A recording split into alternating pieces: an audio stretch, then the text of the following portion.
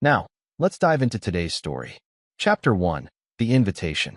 Wyatt Hensley stared at the anniversary invitation on his kitchen counter, its gold-embossed lettering catching the morning light. 40 years of marriage. His in-laws had built something that lasted. Unlike whatever was happening in his own home. "Dad, is Mom taking her car again?" Logan asked, spooning cereal into his mouth. "Looks that way, buddy." Wyatt kept his voice neutral, though the question stung. These separate arrivals had become routine over the past 3 months. "She needs to get there early to help set up." Logan's eyes, perceptive beyond his 10 years, registered doubt. Kids always knew more than adults gave them credit for. Wyatt had built Hensley Construction from nothing into one of Portland's premier firms, specializing in eco-friendly luxury homes. He'd met Vanessa 13 years ago at a fundraiser where she'd been working as an event coordinator. Back then, her amber eyes had lit up when he talked about his dreams. Now, she barely listened. The kitchen door swung open as Vanessa breezed in, the subtle scent of an unfamiliar perfume trailing her. Her honey blonde hair was freshly highlighted, her outfit more suitable for a downtown business meeting than a family gathering. "I need to head out," she announced, barely making eye contact. "Logan, be ready by noon." "Wyatt, don't forget the gift we bought." "The one you bought," Wyatt corrected quietly. "I haven't seen it." A flash of irritation crossed her face. "It's from both of us. In the hall closet, top shelf." She checked her watch. A new Cartier he didn't remember purchasing. "I'll see you there." After the door closed, Logan looked up at his father. "Are you and Mom fighting?" Wyatt ran a hand through his dark hair, still thick despite the strands of gray at his temples. "No, buddy. Adults just get busy sometimes. Like how Mom's always busy with meetings now." Wyatt's jaw tightened. The meetings had multiplied recently, often running late into evenings, accompanied by texts that kept her attention fixed on her phone when she was home. "Maybe we should get Mom flowers for when we see her at Grandma's," Logan suggested. "That's thoughtful of you," Wyatt said, though something inside him had hardened. Vanessa used to bring him coffee every morning. Now they moved through the house like strangers, orbiting without connection. Later that morning, while Logan was playing in the backyard, Wyatt's phone buzzed with a text from Travis Sullivan, his business partner. "Need to talk. Someone approached me about buying you out. Weird timing with the Henderson project. Call me." Wyatt frowned. The Henderson project was their biggest contract yet, a sustainable community development worth 8 figures. They'd beaten out larger firms because of Wyatt's innovation and reputation. Who would approach Travis now? His phone buzzed again with a different message. "Hey, want to grab lunch next week? Need advice on something." Dennis. Dennis Cooper had been Wyatt's best friend since college. Lately, he'd been canceling their usual basketball games, claiming work stress. The last time they'd met, Dennis had seemed distracted, asking odd questions about Wyatt's marriage and business plans. The pieces weren't fitting together, but Wyatt sensed a pattern forming at the edges of his consciousness. He just couldn't see the full picture yet. When Wyatt called Logan in for lunch, he noticed his son's troubled expression. "What's on your mind, bud?" Logan poked at his sandwich. "Dad, if you know something bad, but telling would hurt someone's feelings, should you say it?" Wyatt studied his son. "That depends. Is keeping quiet going to hurt someone more later?" Logan nodded slowly. "I think so. Then the truth is usually better, even when it's hard." Logan seemed to consider this, his eyes revealing an internal struggle no 10-year-old should face. By noon, Wyatt had dressed in a charcoal suit that Vanessa had once said brought out the blue in his eyes. He adjusted his tie in the mirror, noticing the lines around his mouth had deepened. At 42, he looked older than he had just months ago. "Dad," Logan called from downstairs. "I'm ready." "Coming," Wyatt replied, taking one last look at the stranger in the mirror. The drive to his in-laws' home in Lake Oswego normally took 30 minutes, but today Wyatt was in no hurry. He let Logan control the radio, smiling as his son sang along to songs he only half knew the words to. "Dad," Logan said suddenly, turning down the volume. "Why does Mom's phone keep beeping with messages from Dr. Morrison?" Wyatt's hands tightened on the steering wheel. "Dr. Morrison? The one who fixed Mrs. Davenport's nose. He came to our Christmas party. Mom laughs a lot with him. Nathaniel Morrison, the plastic surgeon with the perfect teeth and the Rolex always visible beneath his custom shirt cuffs. He'd spent most of that party talking to Vanessa, their heads bent close together. He's probably a friend from her charity committee, Wyatt said carefully. Mom doesn't put hearts next to other friends' names in her phone. Something cold settled in Wyatt's stomach. When did you see that, Logan? When I was playing her word game. She forgot to close her messages. Logan's voice had gone small. I wasn't snooping, I promise. I know, buddy. Wyatt forced a smile. It's okay. They drove in silence for several minutes before Logan spoke again, his voice barely audible over the engine. Dad, there's something else. Chapter 2, The Key. Mom doesn't know I found this.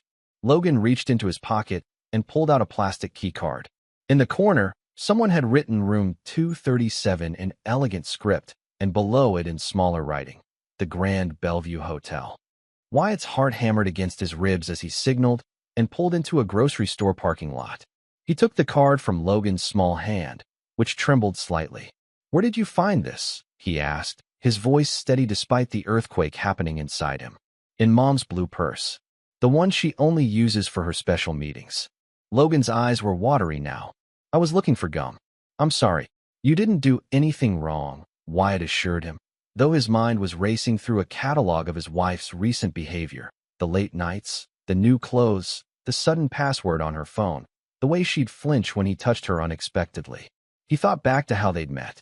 He'd been catering equipment for an event she was coordinating. She'd laughed when he'd admitted he was the owner, not just the delivery guy. I believe in building from the ground up, he'd told her. She'd seemed charmed by his work ethic then. The years that followed had been good. Logan's birth, the growth of his business, the house they'd designed together. When had things changed? Dad, Logan's voice pulled him back. Are you mad at me? No, bud. Never at you. Wyatt reached over and squeezed his son's shoulder. I just need to think. His phone buzzed again. A text from Vanessa. Where are you? Everyone's asking. Wyatt stared at the message, at the stranger his wife had become. His childhood in Portland's toughest neighborhood had taught him one invaluable lesson. When people show you who they are, believe them the first time. He looked at the hotel key again.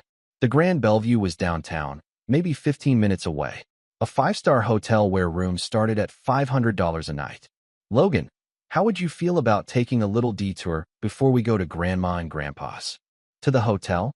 Logan asked, his eyes wide. Just to check something. It might be nothing. The lie tasted bitter, but he wouldn't burden his son with the weight of his suspicions. As they drove toward downtown, Wyatt called his in-laws. Hey, Gerald. We're running a bit late. Logan wasn't feeling well, but he's better now. We should be there within the hour. The Grand Bellevue Hotel rose like a gleaming monolith in the heart of the city. Wyatt parked in the visitor's lot, instructing Logan to wait in the car with the doors locked and the AC running. I'll be right back. 10 minutes, tops. If anyone bothers you, honk the horn. Logan nodded solemnly. Be careful, Dad. The lobby of the Grand Bellevue was a study in understated luxury. Marble floors, crystal chandeliers, and staff in impeccable uniforms. Wyatt bypassed the front desk, walking purposefully toward the elevators as if he belonged. On the second floor, he followed the signs to room 237, the key card heavy in his palm. He hesitated outside the door, aware that whatever lay beyond would irrevocably change his life. His hand hovered over the card reader. His mind flashed back to his first year in business, when a subcontractor had tried to cheat him. Everyone had advised Wyatt to settle, to avoid the costly legal battle. Instead, he'd gathered evidence meticulously and not only won the case, but ensured the subcontractor never worked in Portland again. Patience and thoroughness had served him well then. With a deep breath, he slid the key into the reader. The light flashed green. Chapter 3, The Evidence. The room was dark and smelled of expensive cologne and Vanessa's favorite jasmine perfume. Wyatt stood frozen in the doorway, his silhouette outlined by the hallway light. He reached for the wall switch with a steady hand that betrayed none of the turmoil inside him. The suite illuminated to reveal a living tableau of betrayal. A king-sized bed dominated the space, its sheets still rumpled. On the nightstand sat an empty champagne bottle and 2 glasses, one with the imprint of Vanessa's coral lipstick. Scattered across the dresser were receipts from restaurants he'd never taken her to, dating back 6 months. But it was the laptop open on the desk that drew his attention. The screensaver displayed a slideshow of images. Vanessa and Nathaniel Morrison on a private boat, at what appeared to be a cabin in the mountains, and in this very room in various stages of intimacy. The timestamps showed a relationship that had flourished while Wyatt worked 16-hour days to close the Henderson deal. He moved methodically through the suite, cataloging every detail with the precision that had made him successful. In the bathroom, he found Morrison's electric razor and Vanessa's overnight toiletries, the expensive skincare products he'd gifted her for her last birthday. Inside the closet, a garment bag held several of Vanessa's dresses he'd assumed were at the dry cleaners. Beside them hung tailored suits that could only belong to Morrison. They had built a life within these walls while maintaining a facade outside them. On the desk, partially hidden beneath hotel stationery, lay a leather-bound portfolio. Wyatt opened it to find documents bearing his company's letterhead, confidential information about the Henderson project that only a handful of people had access to. Adjacent to these were printouts of emails between Morrison and Dennis Cooper, Wyatt's supposed best friend, discussing the situation with Wyatt and references to approaching Travis about restructuring the company. There were mentions of after V leaves him and once the Henderson deal closes. The pieces clicked together with nauseating clarity. This wasn't just an affair, it was a calculated dismantling of his life. Vanessa wasn't just sleeping with Morrison. They were planning to take his son, undermine his company, and appropriate the fruits of his labor. And Dennis, the friend who'd stood beside him at his wedding, who'd visited Logan in the hospital when he was born, had been the facilitator. A cold rage settled over Wyatt, more dangerous than any hot-blooded fury. He returned to the laptop and found it unlocked. Either they were careless or, more likely, they felt secure in their deception. He connected his phone and began transferring files, photos, emails, financial documents showing transfers from accounts he'd known nothing about. Among the files was a video of Vanessa and Morrison discussing their future. Once the divorce is finalized and we have custody of Logan, Morrison was saying, his hand possessively on Vanessa's thigh. Wyatt will never give up Logan easily, Vanessa replied. Morrison's smile was cold. He won't have a choice once we present the evidence of his inappropriate behavior. Dennis has been gathering material for months. With his temper, it won't be hard to provoke him into something we can use. Wyatt watched his wife, the mother of his child, nod in agreement. After copying everything of value, Wyatt meticulously returned each item to exactly where he'd found it. He took photos of the room with his phone, then closed the door quietly behind him. The key card went into his pocket, not the trash where they might find it. In the elevator descending to the lobby, Wyatt caught his reflection in the polished brass panel. His expression was composed, giving no hint of the seismic shift that had just occurred in his world. The man who had entered room 237 no longer existed. In his place stood someone harder, someone who understood with perfect clarity what needed to be done. Logan looked up anxiously as Wyatt returned to the car. "Did you find what you were looking for, Dad?" Wyatt managed a smile that didn't reach his eyes. "I did, buddy. I found exactly what I needed to see." As they drove toward his in-laws' anniversary celebration, Wyatt's mind was already calculating, strategizing. He'd built his business by anticipating problems and creating solutions. Now he would apply those same skills to dismantle the conspiracy against him, methodically, thoroughly, and without mercy. They arrived at the party an hour late. Vanessa hurried over, her smile strained. "Where have you been?" "I was worried." Wyatt looked at his wife, really looked at her, and saw the careful makeup concealing the marks on her neck, the nervous flutter of her hands, the way her eyes darted to her phone when it chimed. "Just a little detour," he replied, his voice pleasant. "Nothing important."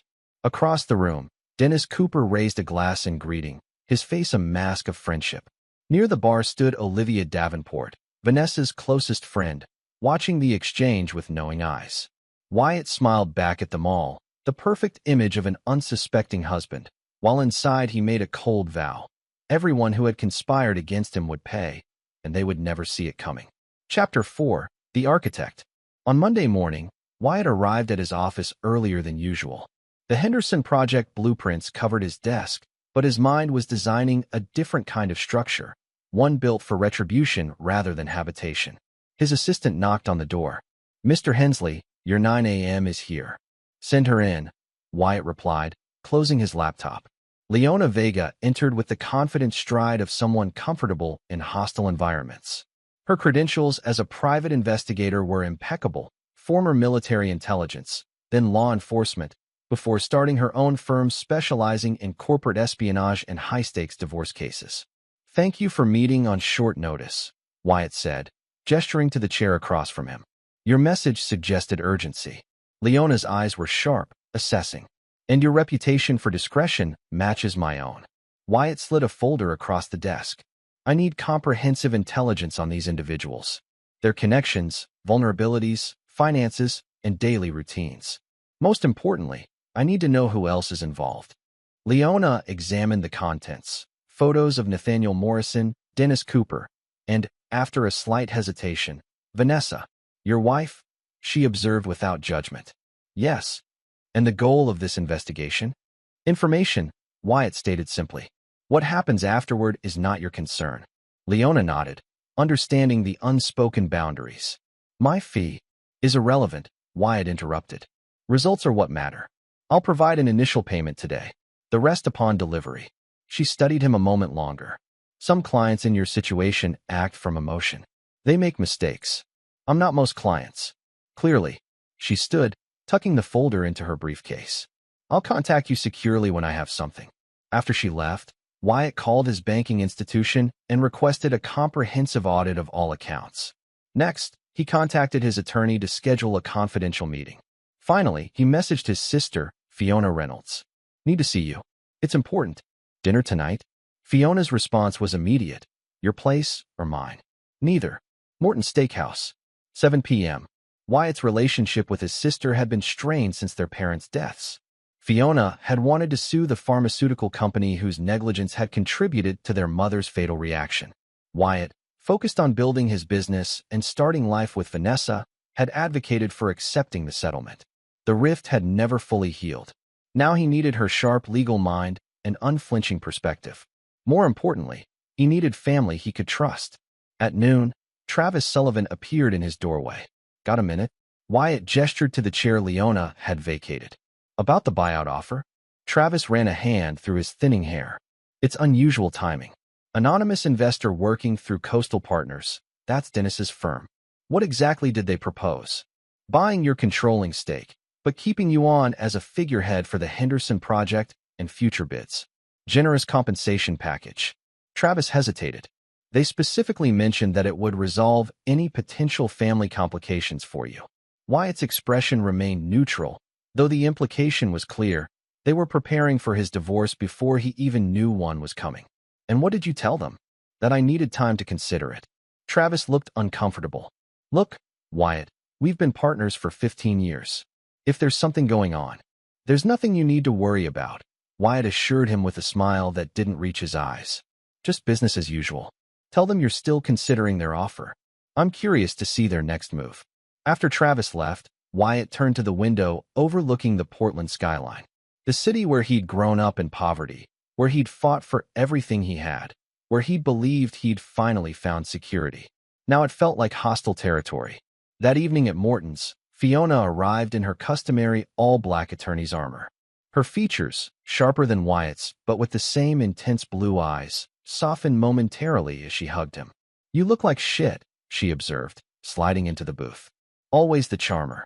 He signaled for wine. "Cut the small talk, Wyatt. Your message had that same tone as when Dad died. What's happened?" With methodical precision, Wyatt laid out what he'd discovered, showing her selected photographs and documents from his phone. Fiona listened without interruption, her expression hardening with each new revelation. When he finished, she took a long sip of wine. "You should have let me destroy that pharmaceutical company when I had the chance. You've always believed people are fundamentally decent. I've always known better." "I'm seeing things clearly now," Wyatt said quietly. "What do you need from me?" "Legal strategy, asset protection, and someone who can be trusted with Logan if things get complicated." Fiona's expression softened at the mention of her nephew. "You know I'd do anything for that boy." She leaned forward. "But tell me honestly, what's your endgame here? Because if it's trying to save your marriage..." "It's not," Wyatt cut her off. "I want them to lose everything, just like they planned for me. Not just Vanessa and Morrison, but everyone who helped them." Fiona studied her brother, seeing something new in his eyes. "The boy who grew up fighting on Portland's east side is finally back," she murmured. "Good. You'll need him. They spent the next 2 hours outlining a preliminary strategy. Fiona's expertise in corporate law complemented Wyatt's knowledge of his own business vulnerabilities. They discussed hidden assets, legal maneuvers, and the careful timing required. "What about Logan?" Fiona asked as they prepared to leave. Wyatt's expression darkened. "He stays with me. That's non-negotiable." "Then you need to start documenting Vanessa's neglect and absences. Courts favor mothers unless you can prove she's unfit." "I'll handle it," Wyatt promised. As he drove home, Wyatt reflected on how his carefully constructed life had crumbled in a single weekend. Yet instead of despair, he felt a cold clarity. The skills that had built his business, patience, strategy, and ruthless execution when necessary, would now serve a different purpose. At home, he found Logan still awake, sitting on the stairs in his pajamas. "Hey, buddy. Couldn't sleep?" Logan shook his head. "Mom didn't come home for dinner. She texted that she's staying at Aunt Olivia's because they're planning a charity thing." Wyatt sat beside his son, putting an arm around his small shoulders. "Sometimes grown-ups have complicated reasons for what they do. But I promise you, I'm not going anywhere." "Are you and Mom getting divorced?" Logan asked bluntly. The question hung in the air between them. Wyatt had always been honest with his son, but he needed to be strategic now. "I don't know yet," he answered carefully. "But whatever happens, you're the most important person in my life. Nothing will ever change that." Logan leaned against him, seeking comfort in the solid presence that had always been his foundation. "I heard kids at school talking about how their parents got divorced. Tommy Peterson says he never sees his dad anymore." "That won't happen with us," Wyatt promised, the steel in his voice unmistakable. "No matter what, we stick together.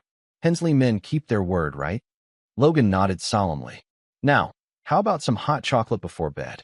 And maybe we can plan that camping trip for next weekend, just the two of us." As Wyatt tucked his son in later, he noticed the worry still etched on Logan's young face. "Everything's going to be okay," he assured him. It wasn't until he closed Logan's door that Wyatt allowed his expression to harden again. Everything would indeed be okay, for him and Logan. For everyone else who had betrayed them, the future looked considerably darker. Chapter 5. The Foundation. 3 days after hiring Leona Vega, Wyatt received a secure link to her preliminary findings. The dossier was more comprehensive than he'd anticipated, revealing patterns and connections that expanded the circle of betrayal. Nathaniel Morrison had a history of pursuing wealthy married women, though most relationships ended once divorces were finalized. His medical practice catered to Portland's elite, including several patients who'd invested in property developments competing with Wyatt's projects. Dennis Cooper had been quietly leveraging his position at Coastal Partners to undermine Wyatt's business relationships. Phone records showed regular contact with Travis, suggesting his business partner's loyalty might be more compromised than Wyatt had initially believed. Most disturbing were the financial trails. Vanessa had opened separate accounts months ago, gradually transferring funds from their joint holdings. Morrison had recently purchased a lakefront property in her name, using a shell company to obscure the transaction. Leona had also uncovered a previously unknown player, Bradley Mercer, manager of the Grand Bellevue Hotel, who had arranged the discreet long-term rental of room 237 and personally handled all requests related to it. His connection to Morrison dated back to college. Wyatt studied the intelligence with the detachment of a surgeon examining an X-ray. Each revelation should have brought pain, but instead, it only cemented his resolve. Betrayal had layers, and he was determined to peel each one back methodically.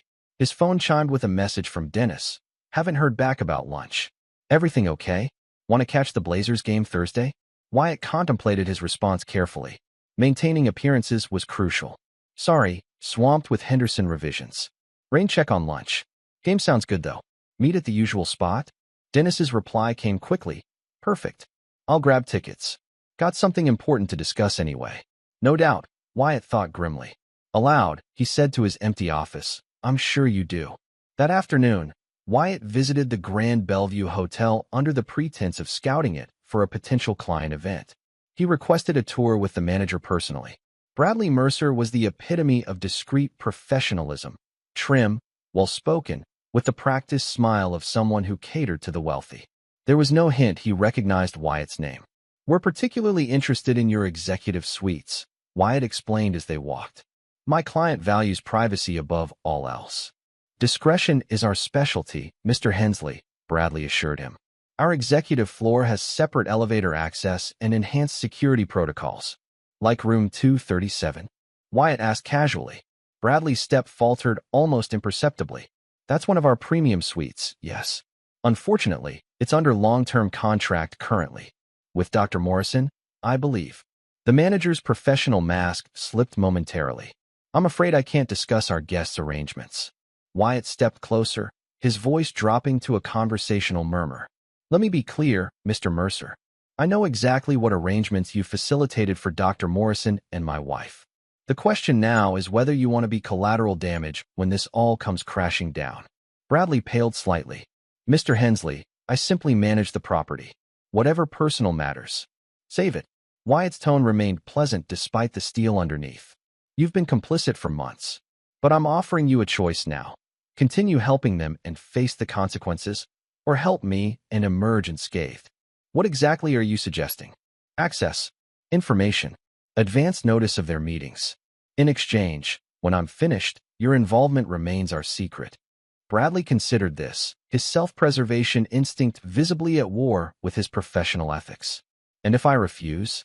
Then the hotel's ownership group receives evidence of how you've bent security protocols and compromised guest confidentiality. I imagine the Grand Bellevue has standards about such things. By the time Wyatt left the hotel, he had another piece in place. Bradley Mercer would now be his eyes and ears inside the sanctuary Vanessa and Morrison believed secure. That evening, Wyatt maintained the charade of normalcy at home. He discussed Logan's science project, listened to Vanessa's story about a difficult client, and made appropriate responses to her questions about the Henderson project. When she mentioned an upcoming charity gala where Morrison would be honored, Wyatt nodded with apparent disinterest. Should we get a sitter for Logan that night? Actually, Vanessa said, not quite meeting his eyes. Olivia suggested Logan could stay with her. Her son would love the company, and they could make a sleepover of it. Wyatt recognized the opportunity being created, a night when she expected him to be occupied at the gala while she slipped away. That sounds perfect, he agreed. Logan would enjoy that. Later, after Vanessa had gone to bed claiming a headache, Wyatt received a text from Bradley Mercer. Reservation confirmed for next Friday, 9 p.m. Both parties plus one other. Oh, Davenport. So Olivia wasn't just covering for Vanessa. She was actively participating in the deception, possibly helping plan the divorce strategy. Another name added to Wyatt's mental ledger. The next morning, Wyatt met with his attorney, Albert Simmons, a shark disguised in Brooks Brothers. After signing additional confidentiality agreements, Wyatt revealed selected pieces of what he'd discovered. I want to be prepared legally, but nothing filed yet. No warnings, no separation discussions. Albert's eyebrows rose slightly. You understand that if significant assets are being diverted, immediate action would be prudent. I understand strategy, Wyatt countered. And right now, their belief that I'm in the dark is my greatest advantage. Can you prepare everything without tipping my hand? Of course, Albert replied. But consider this advice from someone who's handled hundreds of high-conflict divorces. Emotional satisfaction rarely aligns with optimal financial outcomes. Wyatt's smile was cold. In this case, they're one and the same. I didn't build my company by accepting losses. Thursday evening found Wyatt meeting Dennis at their usual sports bar near the Moda Center. The familiar setting, where they'd celebrated business successes and commiserated over Blazers' losses for years, now felt like an elaborate stage set. Dennis greeted him with the same backslapping enthusiasm as always. There he is. Man, I was starting to think the Henderson project had swallowed you whole. Wyatt manufactured the expected smile. Nearly has. Travis handling the investor side has been a lifesaver. Speaking of investors, Dennis said, lowering his voice as they settled at their table, that's partly what I wanted to discuss. I've had some inquiries about Hensley Construction, serious money interested in acquiring a stake. Travis mentioned something similar, Wyatt replied, sipping his beer. Anonymous buyer through Coastal Partners. Dennis looked momentarily surprised that Travis had shared this information. Yes, well, it's a solid offer, Wyatt. The kind that could set you up for life, give you more time with Logan. The mention of his son's name in this context made Wyatt's jaw tighten, but he maintained his facade. Interesting timing with the Henderson project ramping up. Perfect timing, Dennis countered. Your company's value is at its peak. And honestly, he hesitated, affecting concern. I've been worried about you, man. Vanessa mentioned things have been strained at home. The casual drop of this information confirmed what Wyatt already knew. Dennis had been Vanessa's confidant, helping orchestrate the dismantling of his life while pretending to be his friend. Did she? Wyatt asked mildly. We've both been busy. Nothing serious. Dennis looked relieved at Wyatt's apparent obliviousness. Well, this deal could take some pressure off. Let me set up a meeting with the interested parties. No obligation, just hear them out. I'll think about it, Wyatt promised as the game began. For the next 2 hours, he performed the role of the unsuspecting friend perfectly, cheering at the right moments, discussing players' performances, reminiscing about games they'd attended over the years. All while mentally noting every time Dennis checked his phone, every careful probe about Wyatt's schedule or plans with Vanessa. As they parted in the parking lot, Dennis clasped his shoulder. Consider that meeting, Wyatt. Life's too short to work yourself to death. Wyatt nodded, his expression thoughtful. You know, you're right. Some things are more important than work. I've been thinking a lot about loyalty lately, what matters in the long run. Something flickered in Dennis's eyes, discomfort, or perhaps a flicker of guilt, before he smiled. That's what I've been saying. Take care of yourself first. I intend to, Wyatt replied, the double meaning clear only to himself. More than you know. Chapter 6, The Blueprint. By the following Tuesday, Wyatt had mapped every connection in the conspiracy against him. The pattern was clearer now, a web with Morrison at the center, Vanessa as the emotional leverage, Dennis as the financial facilitator, and various enablers like Olivia Davenport and Bradley Mercer providing logistical support. What had begun as an affair had evolved into an orchestrated plan to secure both Wyatt's personal and professional assets. The Henderson project was the linchpin. Once completed, his company's value would peak, making it the perfect time for a forced buyout concurrent with divorce proceedings. The charity gala where Morrison would be honored was scheduled for Friday evening, the same night Bradley had confirmed for their hotel rendezvous. This would be Wyatt's opportunity to implement the first phase of his counteroffensive. First, he needed to ensure Logan's safety and insulation from what would follow. Hey buddy, Wyatt said, sitting on the edge of his son's bed that evening. How would you feel about spending the weekend with Aunt Fiona instead of Olivia's house? Logan looked up from his book. But Mom already said I'm going to Aunt Olivia's for a sleepover with Parker. I know, but Aunt Fiona mentioned taking you to that science museum in Seattle you've been wanting to see. They have a special exhibit on space exploration. Logan's eyes widened. The one with the Mars rover replica? That's the one. She'd pick you up from school Friday and have you back Sunday evening. That sounds awesome. Logan paused, his expression becoming serious beyond his years. But won't Mom be mad if I change plans? Wyatt chose his words carefully. I'll handle Mom. Some exciting things might be happening with work this weekend, and I'd feel better knowing you're with family. Logan studied his father's face. Is this about what was in that hotel room? Wyatt sometimes forgot how perceptive his son was. Partially, but mostly it's about making sure you're somewhere fun while adults deal with boring adult things. Dad, Logan's voice had grown smaller. Whatever happens, we're still going to be okay, right? Wyatt pulled his son into a tight hug. More than okay, I promise. Sometimes things have to break before they can be rebuilt stronger. Do you trust me? Logan nodded against his shoulder. Always. The next step was securing his business interests. Wyatt scheduled an emergency meeting with Travis, deliberately choosing a time when Dennis had another commitment. I need complete transparency, Wyatt said once they were alone in the conference room.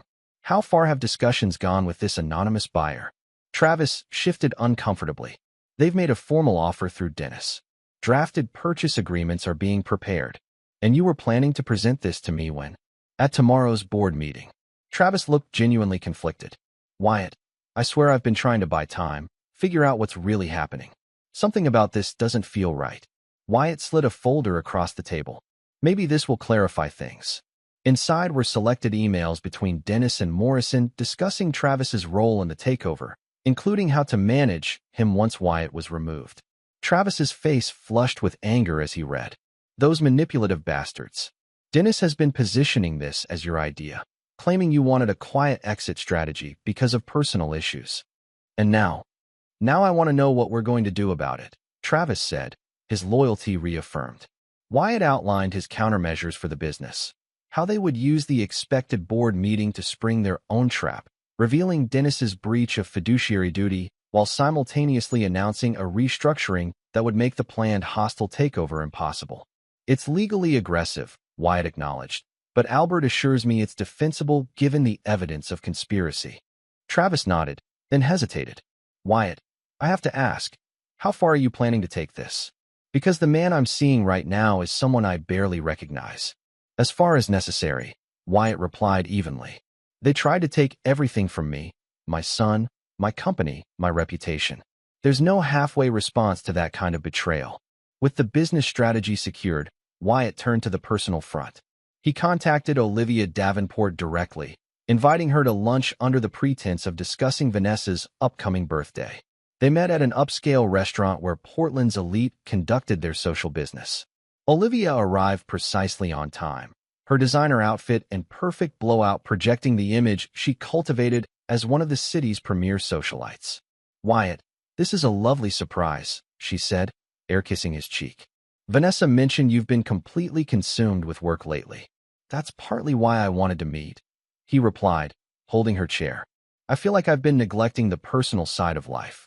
Over appetizers, he let Olivia dominate the conversation with gossip about mutual acquaintances and details of the upcoming charity gala. He noted how carefully she avoided mentioning Morrison despite his being the event's honoree. So, about Vanessa's birthday, Wyatt said as their entrees arrived.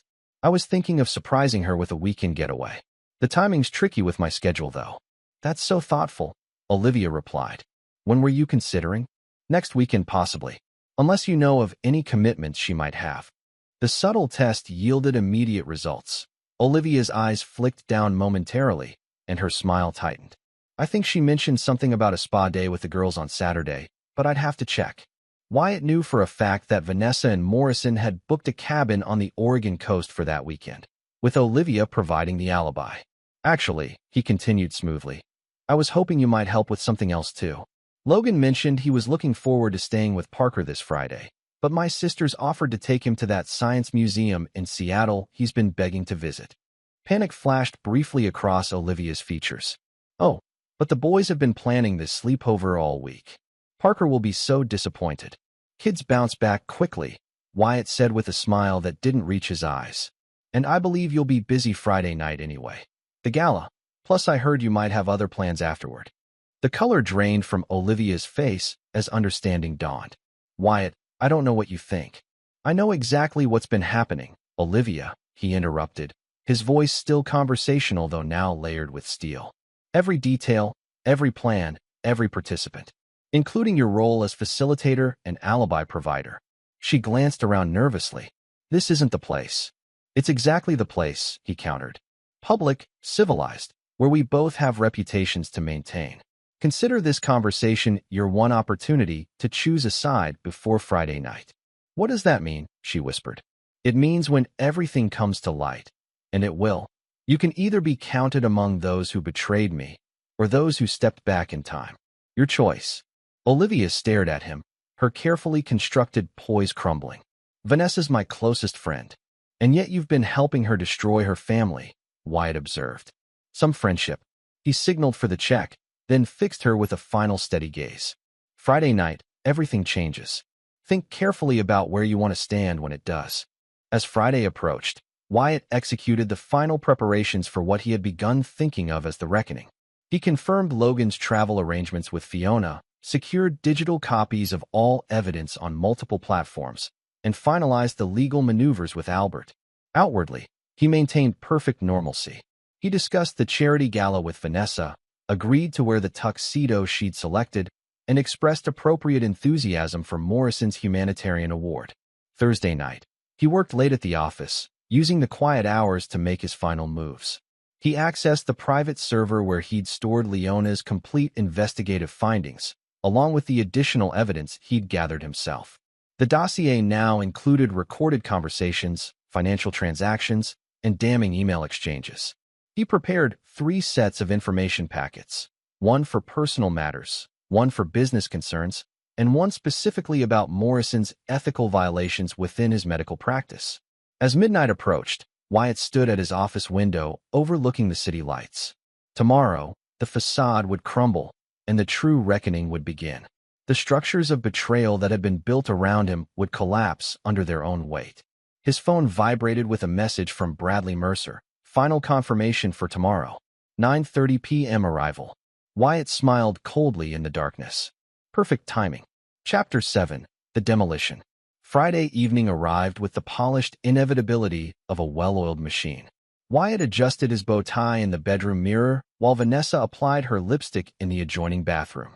From the outside, they appeared the picture of a successful couple preparing for a society event. He in his tailored tuxedo, she in a new burgundy gown that complemented her golden hair. Logan texted that they've reached Seattle. Wyatt mentioned casually. Fiona's taking him to dinner at that space-themed restaurant before they check into the hotel. Vanessa's reflection frowned slightly. I still don't understand why you changed the plans without discussing it with me. Olivia was expecting him. It was a last-minute opportunity, Wyatt replied smoothly. And Logan was so excited about the museum. Besides, I thought you'd be busy with gala preparations all day. She couldn't argue without revealing her true agenda. Well, he does love space stuff, she conceded, applying another coat of mascara. Is Travis meeting us there, or at the reception? He'll join us at the event, Wyatt said. The board meeting ran long. The board meeting had indeed run long, catastrophically so for Dennis Cooper's plans. Travis had executed their counter-strategy flawlessly, presenting evidence of Dennis's breach of fiduciary duty and conflict of interest. By meeting's end, Dennis had been suspended pending investigation, and the corporate structure had been adjusted to thwart any immediate takeover attempt. Wyatt had left Dennis pale and stammering explanations to the other board members. By now, he would be desperately trying to contact Morrison with the news that the business component of their plan had imploded. Ready? Vanessa asked, emerging from the bathroom in a cloud of jasmine perfume. Absolutely, Wyatt replied, offering his arm with a smile that didn't quite reach his eyes. The charity gala was being held at the Portland Art Museum, its classical columns illuminated dramatically against the evening sky. A red carpet led guests through the main entrance, where photographers captured arrivals for local society pages. Wyatt guided Vanessa up the steps, his hand at the small of her back as flashbulbs captured their image. To anyone watching, they were the embodiment of success and partnership. The self-made contractor and his elegant wife, contributors to the evening's charitable cause. Inside, the museum's main hall had been transformed into a glittering reception area. Crystal chandeliers hung from the high ceilings, while ice sculptures and elaborate floral arrangements adorned strategically placed tables. Portland's elites circulated with practiced ease, air-kissing acquaintances and subtly assessing jewelry and attire. Wyatt spotted Nathaniel Morrison holding court near the bar, his perfect teeth flashing as he laughed at something said by an elderly patron. The plastic surgeon looked immaculate in his designer tuxedo, gold cufflinks catching the light as he gestured. There's Nate, Vanessa said, following Wyatt's gaze. We should congratulate him on the humanitarian award. Of course, Wyatt agreed mildly. Though I'm surprised they're honoring him for providing free reconstructive surgeries in developing countries, when his own practice charges such exorbitant fees. Vanessa's expression tightened almost imperceptibly. That's uncharitable, Wyatt. Nate does remarkable work. I'm sure he does, Wyatt replied, gesturing to a passing waiter. Champagne. They made their way through the crowd, stopping to exchange pleasantries with various acquaintances. Wyatt noticed Olivia Davenport watching them nervously from across the room, her husband oblivious beside her. When they reached Morrison, the surgeon's confident smile faltered slightly before recovering. Wyatt, Vanessa. Wonderful to see you both. Wyatt extended his hand, gripping Morrison's perhaps a fraction too firmly. Congratulations on the award, Nathaniel. Well-deserved, I'm sure. Morrison's eyes darted between Wyatt and Vanessa, searching for any sign that his plans had been discovered. Finding none in Wyatt's pleasant expression, he relaxed slightly. Thank you. Though the real reward is seeing the difference these surgeries make in children's lives. Speaking of children, Wyatt said conversationally, I heard your own son is at boarding school in Switzerland? That must be difficult, having him so far away. The question, touching on a detail that had been in Leona's report but wasn't public knowledge, caused Morrison to stiffen momentarily. Yes, it's an excellent institution. offers opportunities one never had. Family should come first, Wyatt observed, his tone still pleasant though his eyes had hardened. Don't you agree, Vanessa? Before she could respond, Travis appeared at Wyatt's side, looking grimly satisfied. Sorry I'm late. Had to wrap up some unexpected business matters. He nodded curtly to Morrison. Dr. Morrison. Morrison's phone buzzed in his pocket. He glanced at it surreptitiously, his expression changing as he read what was undoubtedly a desperate message from Dennis about the board meeting disaster. If you'll excuse me, Morrison said, suddenly distracted. I need to check in with the event coordinator before the speeches begin. As he hurried away, Vanessa turned to Wyatt with forced casualness. I should find Olivia. She was asking about the silent auction item we donated. Of course, Wyatt replied. I'll get another drink with Travis. Once Vanessa was out of earshot, Travis leaned closer. Dennis is in full panic mode. Called me 6 times in the last hour. And I didn't answer, Travis said with a grim smile. But the legal team has already changed the security protocols for all our servers and project files. He's completely locked out. Wyatt nodded approvingly. Perfect timing. Watch what happens next. Across the room, he could see Vanessa in intense conversation with Morrison, both their expressions tense. Olivia hovered nearby, clearly aware something was wrong. Their carefully orchestrated plans were unraveling, and the evening had barely begun. At precisely 8:30, Wyatt's phone chimed with a message from Bradley Mercer. Room prepared as requested. Security footage loop activated. Wyatt turned to Travis. Time for Phase 2. Remember, regardless of what you hear or see in the next hour, stay focused on the business protection measures. Travis nodded solemnly. Be careful, Wyatt. These people have already proven how far they'll go. So have I, Wyatt replied, his expression hardening. They just don't know it yet. Wyatt made his way to the podium area, where the gala's host was preparing to begin the formal program. He approached the woman with a warm smile. Ms. Winters, Wyatt Hensley. I believe we met at the Children's Hospital fundraiser last year. The woman brightened in recognition. Of course, Mr. Hensley. Your company's donation was extremely generous. Thank you. I was wondering, the silent auction seems to be generating significant interest. Perhaps I could say a few words about the importance of community support before Dr. Morrison's award presentation. I'd be happy to announce an additional matching donation from Hensley Construction. That would be wonderful, Ms. Winters exclaimed. I'll add you to the program right before Dr. Morrison. With this piece in place, Wyatt circulated through the crowd, shaking hands and making small talk as if this were any other society event. All the while, he watched Vanessa, Morrison, and Olivia huddled in increasingly agitated conversation near the emergency exit. At 9:15, the formal program began. The gala host welcomed everyone, acknowledged key donors, and then introduced Wyatt. He approached the podium with the confident stride that had helped him secure million-dollar contracts. Taking in the room of Portland's elite, many of whom had dismissed him as an upstart years ago, he allowed himself a moment of cold satisfaction. Good evening, he began, his voice carrying effortlessly through the hall. Tonight we celebrate those who give back to our community, who recognize that success brings responsibility. He paused, his gaze sweeping across the room until it locked with Vanessa's. She stood frozen between Morrison and Olivia, her expression a mixture of confusion and dawning alarm.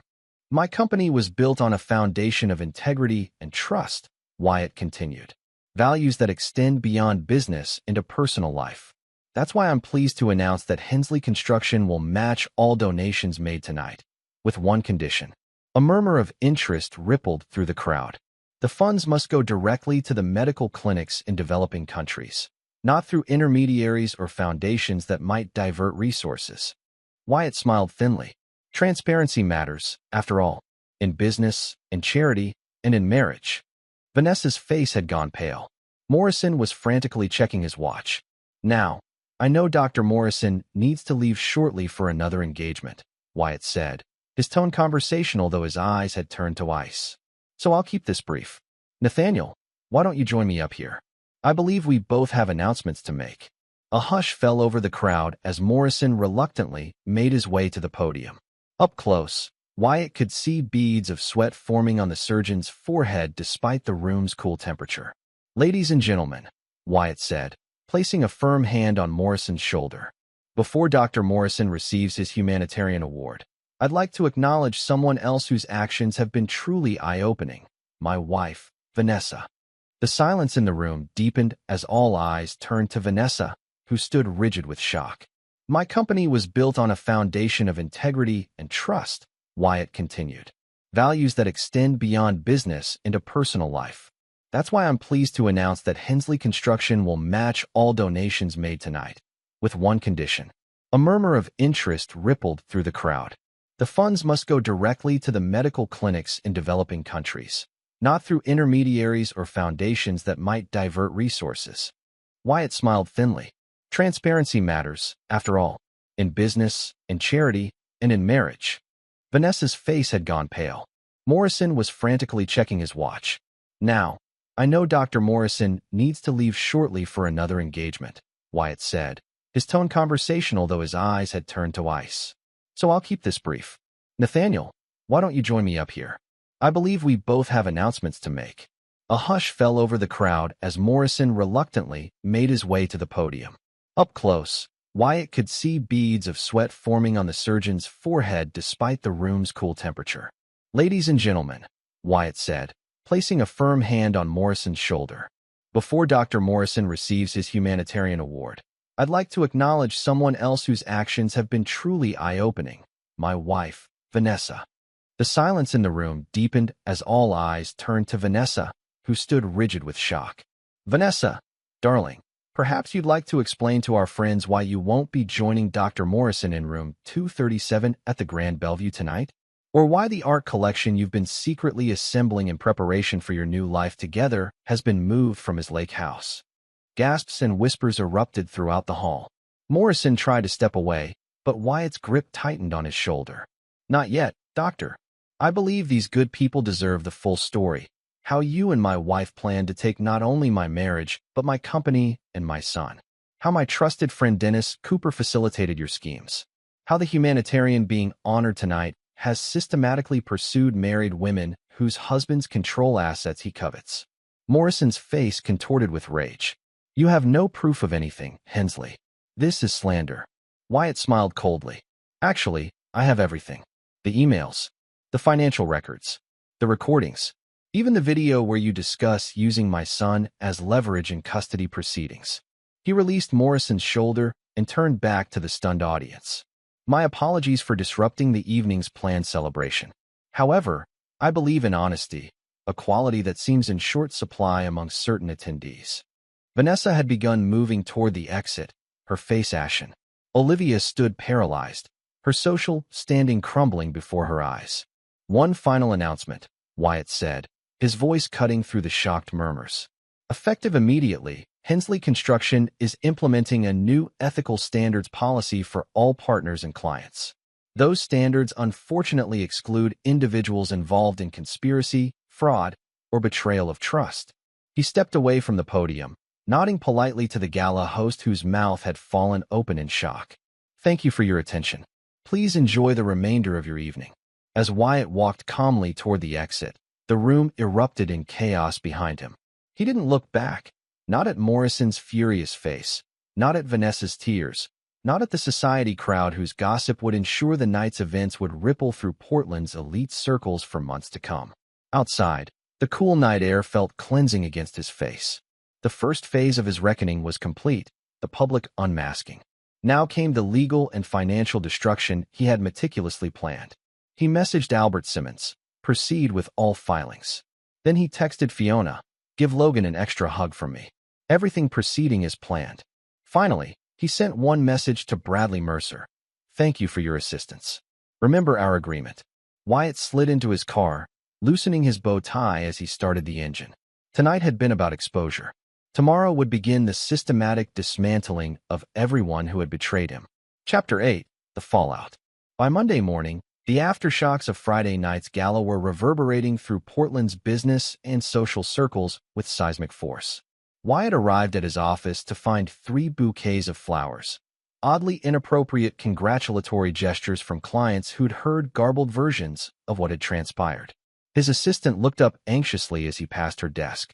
Mr. Hensley, there are 17 voice messages from Mrs. Hensley, 15 from Mr. Cooper, and the receptionist says Dr. Morrison tried to gain access to the building twice this morning, but was stopped by security. Thank you, Charlotte, Wyatt replied calmly. Please continue routing all calls from those individuals to voicemail. And let security know that under no circumstances are they to be allowed on the premises. Inside his office, Travis was waiting with coffee and the morning's legal updates. Albert filed the divorce papers at 8 a.m. sharp. Vanessa should be served within the hour. And the restraining orders? Also filed, with the evidence packets attached. The judge granted the temporary orders immediately. They're in effect for Morrison and Cooper pending the hearing next week. Wyatt nodded approvingly. What about the Henderson project? Our team met with the clients at 7 a.m. to explain the management restructuring. Once they understood the circumstances, they reaffirmed their commitment to Hensley Construction exclusively. The office phone buzzed. Charlotte's voice came through the speaker. Mr. Hensley, I have Albert Simmons on line 1. Wyatt activated the speakerphone. Albert, you're on with Travis and me. The divorce papers have been served, Albert reported. Mrs. Hensley received them at your residence approximately 20 minutes ago. The complaint includes the evidence of infidelity, conspiracy, and financial malfeasance, with a petition for full custody of Logan based on abandonment and moral character concerns. Her reaction? According to our process server, extreme distress followed by anger. She attempted to refuse service, but was legally notified regardless. She's likely contacting representation as we speak. Expected and prepared for, Wyatt noted. What about the medical board complaint? Filed simultaneously with the state licensing authority. Given the evidence of ethical violations in patient confidentiality and inappropriate relationships, they've initiated an emergency review of Dr. Morrison's practice. His hospital privileges at Portland Memorial have been suspended pending investigation. Wyatt allowed himself a small, cold smile. Perfect. Keep me updated on any developments. After Albert disconnected, Travis leaned forward. The financial transfers you authorized completed overnight. All personal assets are now secured in the trusts we established, and the company restructuring has been registered with the state. And Dennis. Complete lockout from all systems and accounts. The board has called an emergency meeting for tomorrow morning to formalize his termination and potential legal action against him personally. Wyatt nodded, taking a slow sip of his coffee. The machinery he'd set in motion was functioning precisely as designed, methodical, comprehensive, and utterly merciless. What about Logan? Travis asked, his voice softening. How's he handling everything? Fiona's keeping him insulated from the immediate fallout. He knows there are serious problems between his mother and me, but not the specifics. We'll have a proper conversation when he returns tomorrow. In truth, that conversation was the only aspect of this situation that Wyatt dreaded. His son's world was fracturing, and despite Vanessa's betrayal, Logan loved his mother. Navigating those emotional waters would require a different kind of strategy, one based on compassion rather than retribution. By midday, reports began flowing in from Wyatt's various information sources. Vanessa had engaged Patricia Reynolds, a prominent divorce attorney known for aggressive tactics. Morrison had been seen entering his lawyer's office looking haggard and furious. Dennis Cooper had attempted to access their corporate bank accounts and been denied, resulting in a public scene at First National Bank's downtown branch. At 2 p.m., Wyatt received the call he'd been expecting from Bradley Mercer. Mr. Hensley, as agreed, I'm informing you that Dr. Morrison attempted to access room 237 this morning. When I explained the room had been emptied and the access cards deactivated, he became threatening. Threatening how? Wyatt asked, though he could easily imagine Morrison's desperation. He implied knowledge of certain regulatory violations at the hotel that could be damaging if reported. I recorded the conversation as you suggested. Smart move, Wyatt replied.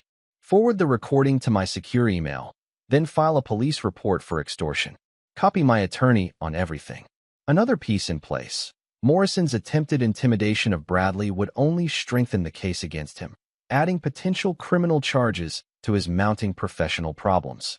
By late afternoon, Wyatt had received word that Olivia Davenport had made desperate attempts to distance herself from the scandal, calling mutual acquaintances to claim she'd been manipulated by Vanessa and had no knowledge of the affair's extent. Her social damage control was proving ineffective. 3 charitable boards had already asked her to step down from her positions. At 5 p.m., Wyatt received his first direct contact from Vanessa in the form of a lengthy, emotionally volatile email. It careened between tearful apologies, defensive justifications, and veiled threats about what a protracted public battle would do to Logan. Wyatt forwarded it to Albert without reply.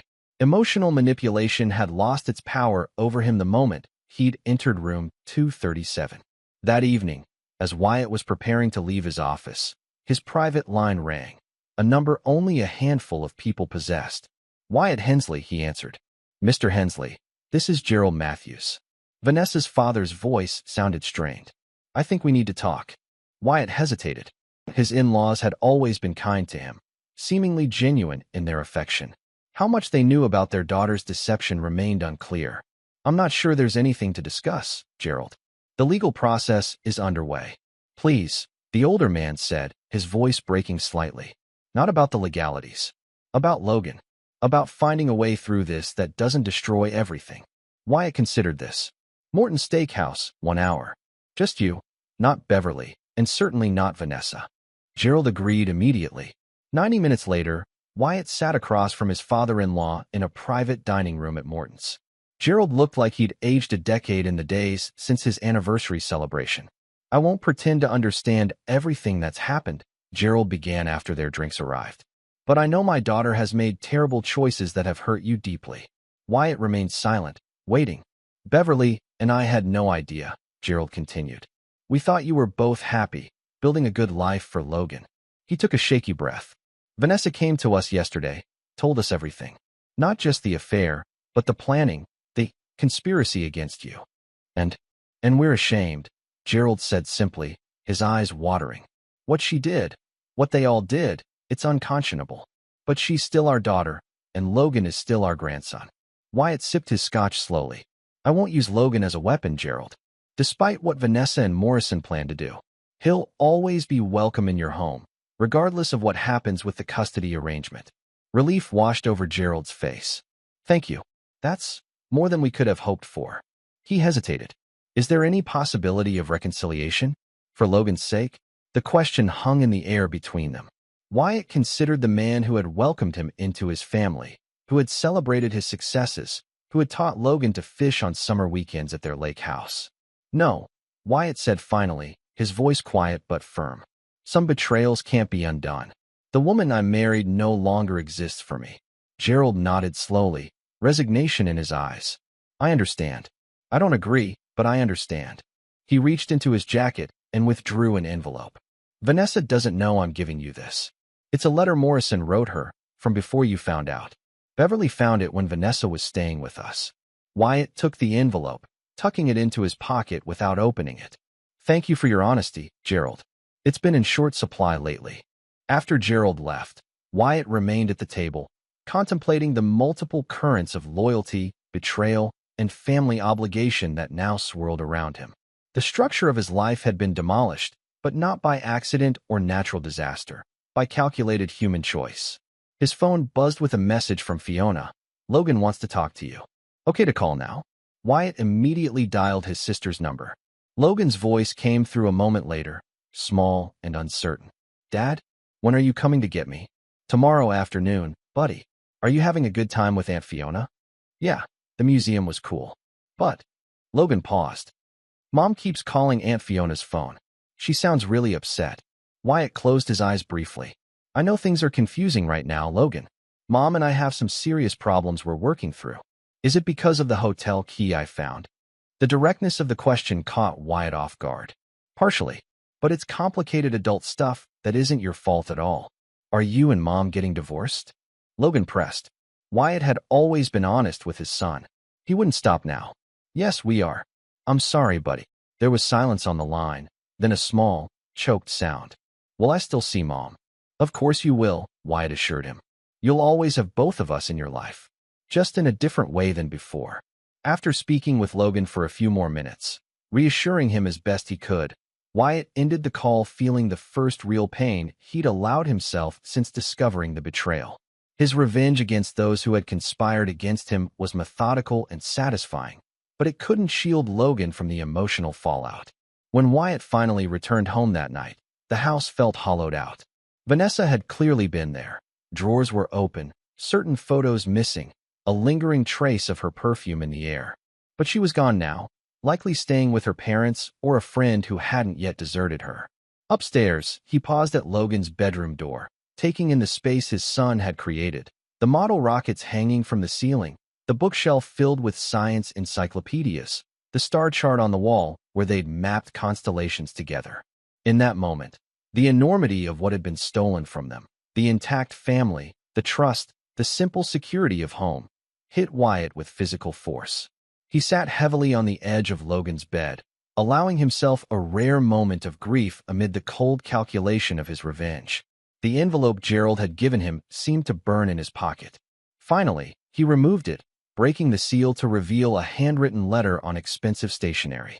My dearest V, everything is proceeding according to plan.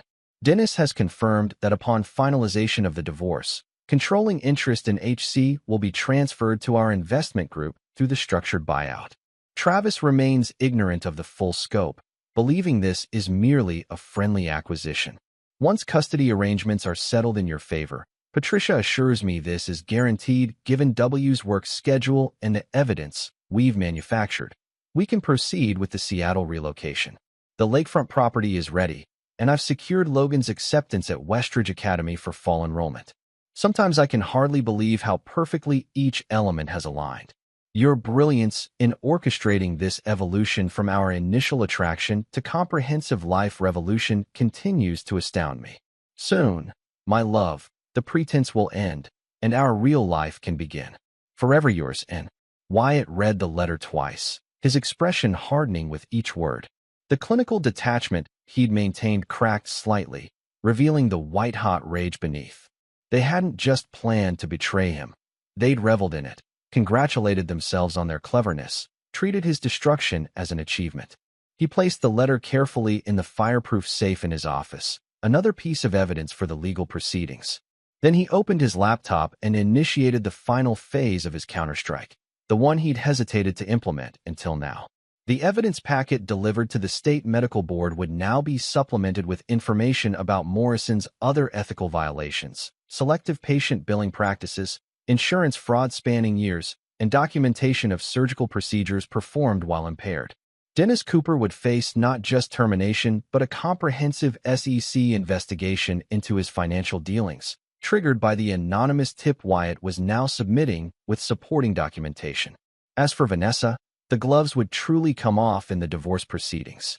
No more consideration for appearances or Logan's feelings about his mother. The full extent of her conspiracy, financial theft, and planned parental alienation would be entered into the public record. Wyatt worked methodically until dawn, setting in motion the mechanisms that would ensure complete destruction of everyone who had betrayed him. Not just professional or social ruin, but comprehensive dismantling of their lives, reputations, and futures. When he finally closed his laptop as the first light of day appeared, Wyatt felt neither joy nor satisfaction, only the cold certainty that justice, as he defined it, would be served. Chapter 9. The Resolution. 6 months later, Wyatt stood at the floor-to-ceiling windows of his new office on the 20th floor of Portland's most prestigious downtown tower. The view encompassed the Willamette River, the distant mountains, and the sprawling city where he'd built, lost, and rebuilt his life. The legal battles had been brutal but brief. Faced with overwhelming evidence and the collapse of their respective positions, his opponents had crumbled one by one. Nathaniel Morrison had surrendered his medical license rather than face a public hearing about his ethical violations. The insurance fraud investigation had resulted in criminal charges, and his once thriving practice had been sold at a fraction of its value to cover mounting legal fees. Last Wyatt had heard, Morrison was living in Arizona, working as a medical consultant for a pharmaceutical company, a spectacular fall for a man who had once been the surgeon of choice for Portland's elite. Dennis Cooper had been terminated from Coastal Partners, his reputation in financial circles destroyed.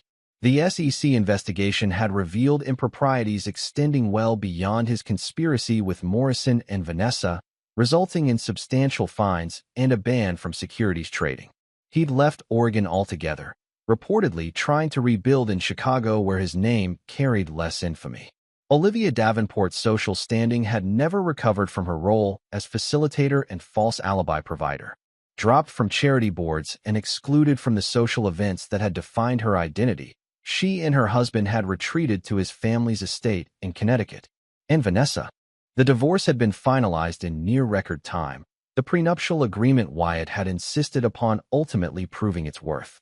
Faced with irrefutable evidence of her conspiracy, infidelity, and financial misconduct, Vanessa's attorney had advised her to accept the settlement terms rather than risk losing everything in court.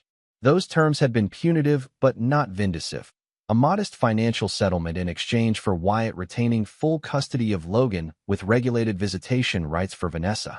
The trust fund Wyatt had established for Logan remained untouchable by either parent, ensuring his son's future regardless of what happened between them. Vanessa now lived in a small apartment across town, working as an event coordinator for a hotel chain, a position far below her previous social aspirations. Her parents had stood by her despite their disappointment, providing emotional, if not financial support. For Logan's sake, Wyatt maintained coldly civil communications with his ex-wife, coordinating visitation schedules and school events with detached efficiency. The boy shuttled between two worlds now, his primary home with Wyatt in the new penthouse apartment, and weekends with Vanessa in her more modest surroundings. The transition had been difficult for Logan, as Wyatt had known it would be. There had been tearful nights, confused questions, and the occasional acting out at school. Wyatt had arranged for regular sessions with a child psychologist specializing in family dissolution, and gradually, a new normal had emerged. A knock at the office door interrupted Wyatt's reflections. Travis entered, carrying 2 cups of coffee and a folder tucked under his arm. "Thought you might need this," he said, placing 1 cup on Wyatt's desk. "The Henderson Project final walkthrough is in 2 hours." "Thanks." Wyatt turned from the window. "Everything ready?" "More than ready. The clients are thrilled with the final execution. We're coming in under budget and ahead of schedule." Travis hesitated. "There's something else. I received a call from Gerald Matthews this morning." Wyatt raised an eyebrow. His relationship with his former in-laws had remained surprisingly intact, primarily for Logan's sake. "About? He's selling their lake house. Wanted to know if you'd be interested before it goes on the market." Travis shrugged. Said something about keeping it in the family for Logan's sake. Wyatt considered this. The lake house held memories, some good, some now tainted. Logan had learned to swim in that lake, had caught his first fish off that dock. "Tell him I'll think about it," Wyatt decided. "And let him know Logan's looking forward to their fishing trip next weekend." Travis nodded, then changed the subject. "The expansion plans for the Seattle office are ready for your review. If you approve, we can break ground next quarter." Hensley Construction had not just survived the attempted takeover, it had thrived in the aftermath. With Dennis and his co-conspirators removed from the equation, Wyatt had accelerated his growth plans, expanding into Seattle and exploring opportunities in San Francisco. The company's reputation for integrity, ironically strengthened by the public nature of the conspiracy against its founder, had attracted high-profile clients seeking partners they could trust. "I'll review them tonight," Wyatt promised. "Anything else?" Travis hesitated. "Personal question?" "Go ahead. Are you happy, Wyatt? I mean, you've won, completely. Everyone who betrayed you has been obliterated. The company's more successful than ever. You and Logan seem to be adjusting. But am I happy?" Wyatt repeated, turning back to the window. "I'm not sure happy is the right word. Satisfied, perhaps. Secure in knowing that no one will ever underestimate me or betray me without consequences again. And Logan?" A genuine smile crossed Wyatt's face for the first time in their conversation. "Logan is resilient. We're building something new together." He glanced at his watch. "Speaking of which, I need to leave by 4. He has a science fair project to finish, and I promised to help." After Travis left, Wyatt sat at his desk, reflecting on his business partner's question. Happiness had never been his primary goal, not in business, and certainly not in the aftermath of betrayal. What he had sought instead was justice, restoration, and a rebuilt foundation for himself and his son. The phone on his desk buzzed. His assistant's voice came through the speaker. "Mr. Hensley, there's a Ms. Carey here to see you. She says you're expecting her." Melissa Carey, the architect he'd been working with on personal projects for the past 3 months. Intelligent, straightforward, with no connection to his previous social circle. Their professional relationship had gradually evolved into occasional dinners, conversations that extended beyond blueprints and building codes. "Send her in," Wyatt instructed. As Melissa entered, briefcase in hand and a smile that held no artifice, Wyatt considered Travis's question again. Perhaps happiness wasn't the right framework. What he had built in the ashes of betrayal was something different, a life defined by clarity, purpose, and carefully selected connections rather than the illusory warmth of false relationships. He had learned the most valuable lesson of his life in room 237. Trust, once shattered, could never be truly restored. But in that knowledge came freedom, the freedom to build a life without illusions, to protect what mattered most, and to ensure that those who chose betrayal would always, inevitably, pay the full price of their decisions. "Ready to review the lake house renovations?" Melissa asked, spreading blueprints across his desk. "Actually," Wyatt replied, "I might have a new property to consider instead. Let me tell you about it over dinner tonight." Life continued to unfold according to new blueprints, ones designed with hard-won wisdom and executed with the precision that had become Wyatt Hensley's hallmark. Not happiness, perhaps, but something more lasting, a future built on foundations too strong to be betrayed again.